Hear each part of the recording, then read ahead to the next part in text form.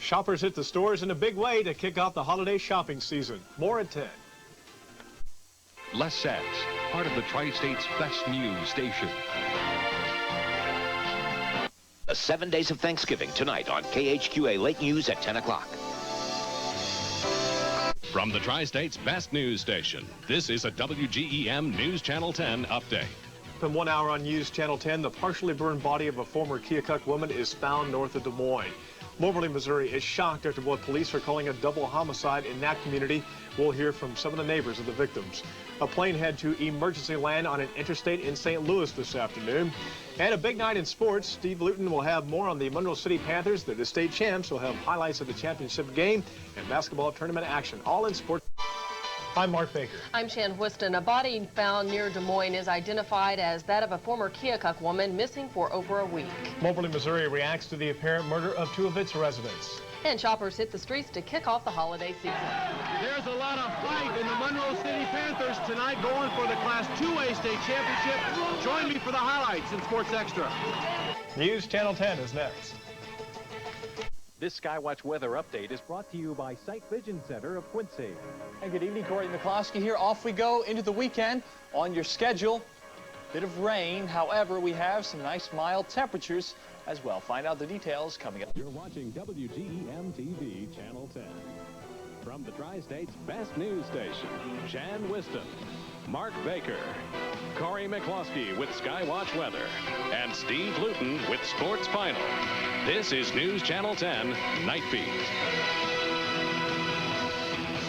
The search is over for a former Southeast Iowa woman as authorities find her body today. But the investigation into her death continues. Good evening. Authorities say a partially burned body found today near Des Moines is that of a former Keokuk woman missing since last week. 38-year-old Patricia Howlett disappeared a week ago Wednesday after leaving her Johnston, Iowa apartment to go shopping. Her car was found 2 days ago at a West Des Moines shopping center. Authorities found blood in the car. Her purse was found yesterday near the Des Moines River. This morning, a woman's body was found at a softball field north of Des Moines near Interstate 80. That is the same general area where Howlett's purse was spotted. Authorities identified the body with the help of family members this afternoon. An autopsy is scheduled for tomorrow. Howlett moved to Johnston from the Keokuk area about 8 months ago. Her family gathered in Des Moines on Thanksgiving to plead for public help in finding her. Authorities launched an all-out effort to find Howlett, including an aerial and canine search. The Polk County Sheriff's Office has taken over the investigation. If you have any information, you're asked to call 515-223-1400. Howlett's family has offered a $10,000 reward for information in solving the case. Authorities say there are no strong suspects at this time. Moberly, Missouri police have arrested 29-year-old Donnie Fuller Jr. in connection with the deaths of a woman and her son. The bodies of 44-year-old Lydia Ann Eckenrode and 16-year-old James Eckenrode Jr. were found in their home Wednesday night. No details yet on how the Eckenrodes were killed. The deaths have come as a shock to the community. Then Dell put me up on the shoulders after the officers opened up the door, and I saw someone laying in the floor, and then after that we just saw him put the yellow strip around the house. Oh, she's a sweetheart. She didn't have an enemy in the world that I knew of, and she got along with everybody. She was a real outgoing person. It's weird. You just come home and watch your friend and his mother get taken out of their house in a body bag. Autopsies are being performed in Columbia. A late afternoon fire caused considerable damage to a rural Quincy home. Shortly before 4 p.m., Tri-Township Fire Department responded to the Howard Watts home off South 12th Street. A neighbor in a nearby field noticed smoke billowing from the roof. Windows in and out of the roof and the cracks in the roof. Where were you at? Over on my grandpa's property, right across the field. Then what'd you do? I ran over here to make sure nobody was in it, and then I ran across the road to the neighbor's house and called the fire department, or his daughter called the fire department. Come in as a garage fire. When we arrived on the scene, we had heavy smoke coming out the 2 double front doors, heavy smoke coming out of both garage doors, and the fire was centered in and around the kitchen area inside the house. We have extensive fire damage to the first floor. We have smoke and heat damage to the second floor. Watts and his family were not home when the fire started. Genenbacher says there were no injuries, but the family's dog did die in the fire. The blaze remains under investigation. Still ahead, a final push for the Fall Harvest Food Drive. And a $250,000 business run by an unlikely group of entrepreneurs. Coming up later on Top of the Class.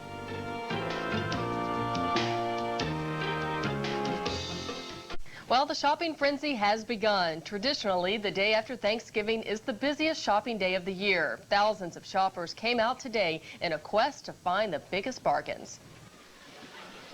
Oh, we've had hundreds come through since 8. We're offering an additional 10% off of all of our clearance and sale price items today, so that gives an incentive to buy a little bit more. Every season we have a rush on the day after Thanksgiving.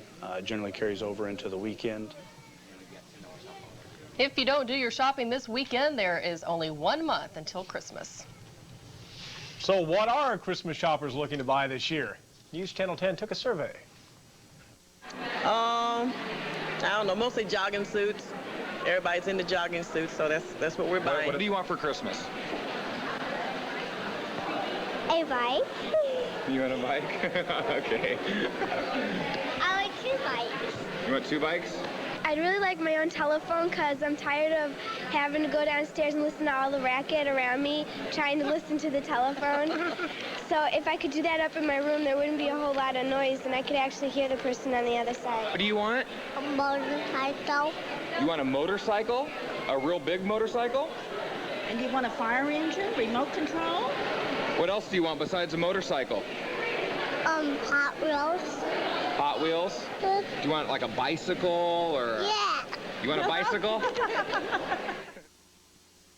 Well, this year's Fall Harvest Food Drive will be wrapping up its collection of non-perishable food next week. So far, about 47,000 items have been collected. That's about 13,000 shy of the goal. However, not all of the tallies have been totaled. Sarasota Theaters is donating movie posters to be auctioned off December 18th at the Ewalt Estate Auction House located in the Harrison Plaza in Quincy. All proceeds will go toward helping the Fall Harvest Food Drive. The campaign ends Monday. Well, Corey's up next, and he says you'll get 1 more dry day to put up those storm windows. Or maybe get those leaves raked. Whatever your pleasure, he has the details next in Skywatch Weather. Here's tonight's winner of the Sturhan Sterling Snowflake Ornament. Stay tuned for the Sterling weather forecast next on WGEM TV.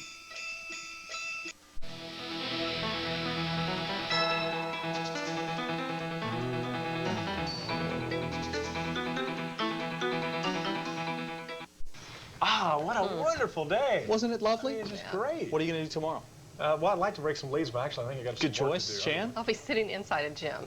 Oh. For most of the day. Must be basketball season, I suppose. Well, whatever you're doing tomorrow, it should be great weather for it, temperature-wise anyway. The clouds will be upon us, and the rain will come later, but hopefully we'll be able to stave the rain off until tomorrow night. Let's take a look at our next photo contest winner, sponsored by your good friends at Maine Photographic and Ben Franklin Crafts. There it is, courtesy of J.A. Baumgartner of Quincy. Thanks so much, John, for sending that along. A beautiful shot of some nice tall trees.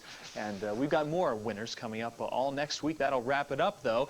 So save your fabulous fall shots for next year if you haven't sent them along already. How is the day going down? Well, this is a look at the time-lapse shot through the Mercantile Skycam. And a bit of a glow coming up in the west, as you see. It wasn't a bad sunset at all. In fact, we saw mostly sunny skies throughout the day. The clouds started to move in late, though, and it looks like they may be rather thick during the overnight hours. Here is the live look now across Washington Park, and things are kind of calm out there. Not much in the way of wind at the moment, and certainly no rain, at least in our immediate future. However, you'll see that it certainly isn't too far behind. Here you go. Temperature-wise today, 53 the high, a bit above the average, normally at 49 for this day of the year, and 69 wonderful degrees. In 1965, the morning low just about on track. We were at 29, 31 the normal, and 2 little degrees in 1977. Sunrise 7:01 tomorrow, setting tomorrow night at 4:42. Uptown 44 degrees now. We're at 39 already at Baldwin Field. The relative humidity at 53%.